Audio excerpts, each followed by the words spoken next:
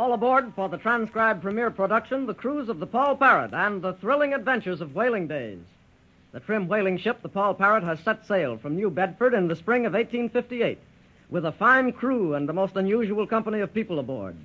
Although she sailed with the announced purpose of hunting whales and collecting a cargo of whale oil, the true reason for the cruise of the Paul Parrot is to seek a valuable mineral treasure on an unknown island. Captain Dalton, his best friend and first mate George Wainwright, the one-legged sailor Dickon, the cabin boy Johnny Robbins, and little Sue Grain, sister of the ship's owner, have succeeded in uncovering the secret, which was known only to the owner of the ship, Ezra Grange. He is also on the voyage, supposedly as a passenger, but really to find the treasure he seeks.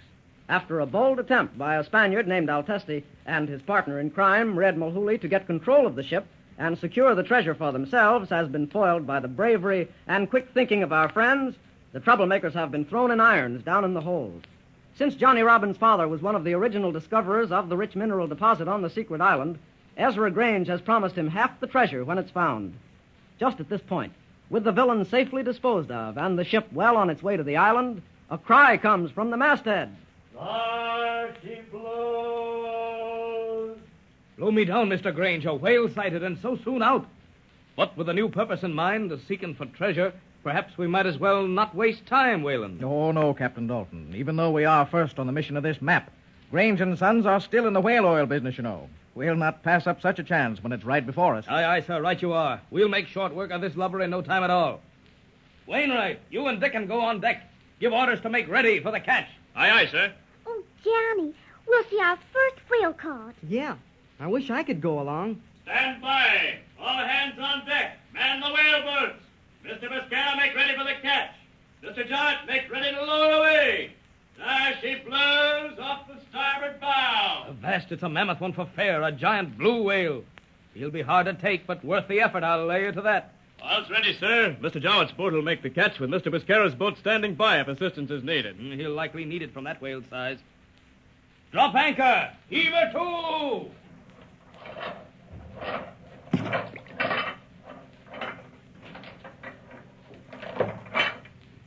She's up too, Capitan. Ah, there she blows. She's the biggest lubber I've laid my peepers on.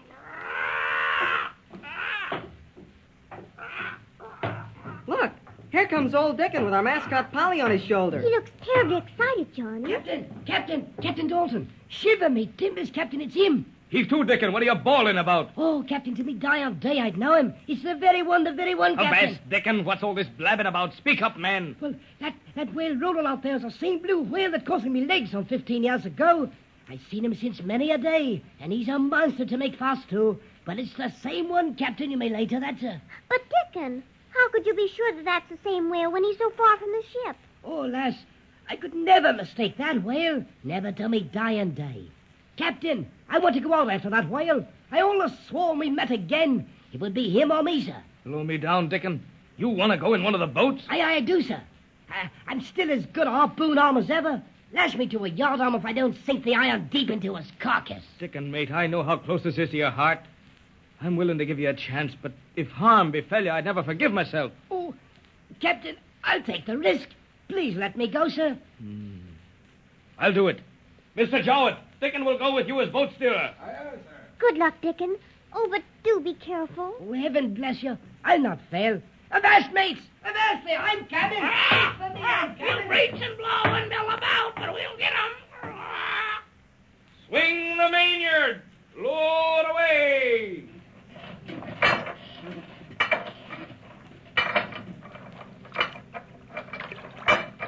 Good luck, men. And follow close astern, Buscala. Aye, aye, Capitan. Jowett's boat may have to weather heavy swells near that monster. There they go. I hope Dickon catches his whale. Aye, lad, there they go. Poor old Dickon has waited many a year for this moment. He can't fail. Batten down my hatch, but my heart is pumping as if I were out there with him. Look at that boat skim over the water. You know, it seems funny, Captain Dalton. You said Dickon would take the place of the boat steerer, and yet he's not steering.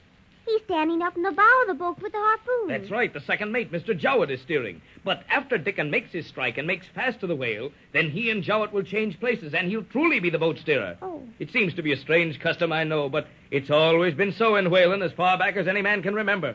They're creeping up on the whale. Gee, he's really a big one, all right. He surely is. I never dreamed anything could be so big. They can make no more noise than they must, young'uns. Because, you see, a whale's eyes are poor, but his ears are keen. And if he hears the slightest noise that's irregular, he'll sound. Sound? Yes, sound, dive under. And once he's under, there's no telling where he'll go. He may breach miles away. Breach? What's that, Captain Dalton? By breach, I mean he comes up to the surface again. Oh, look, they're almost to him. Dickon is standing up with a harpoon in his hand. Yes, he's about to cast the iron. May the gods of the sea smile on him and bring him luck.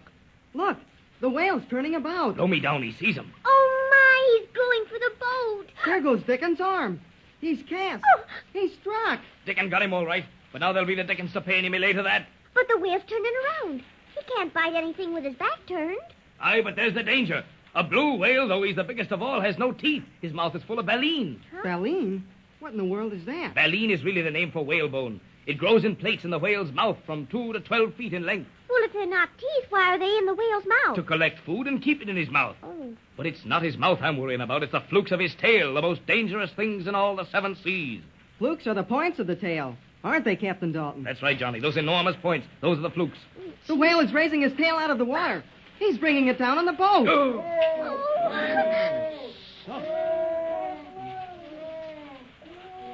Suffering whitefish. Both the boats are matchwood, and the men are all out in the sea. Oh. Wainwright, make my boat ready and lower away. Aye, aye, Captain. But by Jehoshaphat, I'm going along. Well, very well, George. In my boat. That's it, mate. Swing the mainyard. Lower away. Oh, do be careful, Captain. Please, Mr. Wainwright, don't let anything happen to you. We'll be careful, Sue. Johnny, what are you doing in this boat? I had to go along, Captain. I'm small and quick. I can help. Well, blow me down, Roy. We're lowered now. There's no time to put the lad aboard. Oh, Johnny, you shouldn't have done this. But it's too late to do anything now. Keep low and out of the way. Ready, men. Here, man, I'll take the iron. You take a place at the stroke oar. I've got to make this strike myself. On, men, on. Say, look. The men out there in the sea are almost drowning. That whale's turning up the water so. There's Dickon. He's swimming for dear life. Easy, man, easy. We're almost on it. Wainwright, I'm going to cast the iron. Get ready to change places with me. Aye, aye, sir. Avast! There he preaches right ahead. Boil me and blubber. He looks like a man of war. Can still see Dickon's iron in him. Yeah, it was a good strike. But this must be a better or we're all lost.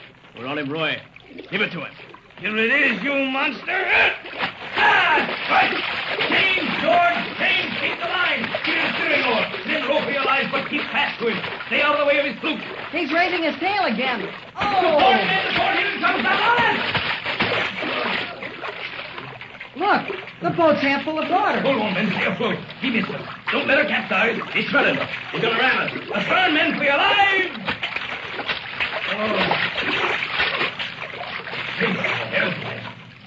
Blow me down. He's turning again. Give him another iron, Wainwright. Aye, aye, sir. There. That's it. He's on the run. He's on the run. Haul line, men. Haul line. Keep it taut. Oh, we're closing in on him. Make ready to give him the lance, George. Look, there's Dickon. He's alongside the whale.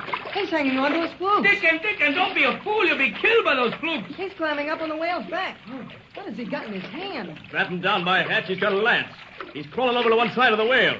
If that monster sounds now, old Dickon is lost. There goes Dickon's arm. He's sinking the lance. Watch out, men. The whale's sounding.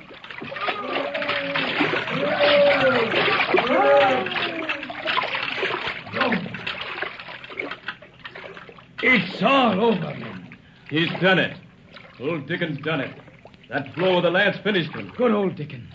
He got his whale. Fin out!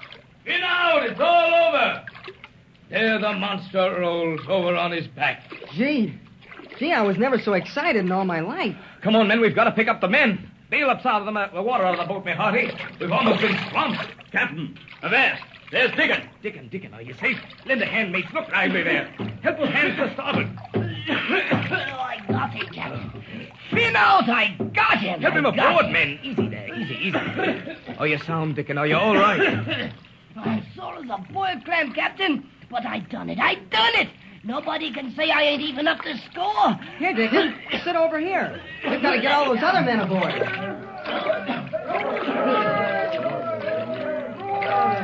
Look, Captain. Mr. Nicholson on board is sending us signals with the colors and togallants. He's sending out another boat to aid us in picking up the men. Good. Look lively, Mr. Wainwright. There's Buscara and his boat steerer to port. And there's Jowett. Pick 'em up. Here comes Nicholson's extra boat. I think all hands are accounted for, sir. Avast, let's see. Jowett and Buscara. 3 hands here. 2 making for Nicholson's boat. 5 still overboard there. Aye, aye, Mr. Wainwright. All present, all accounted for. Our boat will still hold a few more hands. Help those men astern over the gunwale. Easy there, easy. Well, Dickon, it was a hard battle, but you've a stout heart.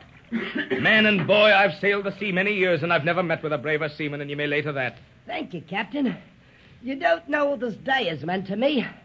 I've evened up the bloomin' score. That great blue whale's flukes broke me leg some 15 years back, and that's how I come to lose it, you know. And now there the beast rolls, dead as a scutterbutt. And it was your thrust with the lance when you were on the whale's back that did it, Dickon. Aye, lad. It's more than a fair exchange as I see it. I'm content now. Look, Captain. They're sending more signals up at the mainmast. So they are. It blew me down. They've sighted land. Land, sir, in these seas? I know of no land hereabout. Avast! The signals say land 3 points off the weather bow. I can't understand raising land in this...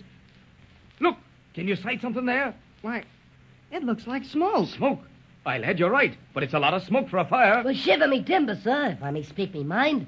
It looks like smoke from a volcano to me. A volcano? Why, the secret island we're sailing to has a volcano on it. Ahoy, lad, that's the ticket. That's it. You may lay to that. They've sighted our treasure island. Our cruise has reached its mark. Land, the secret island that bears the wealth of minerals that Grange has been heading for. Dickon has realized his life's ambition by killing the giant whale that once cost him his leg. But what lies ahead on this mysterious island? Will our friends have trouble ashore? Are the 2 troublemakers imprisoned in the hold of the Paul Parrot likely to start any more villainy? Only the further transcribed adventures of the cruise of the Paul Parrot will tell.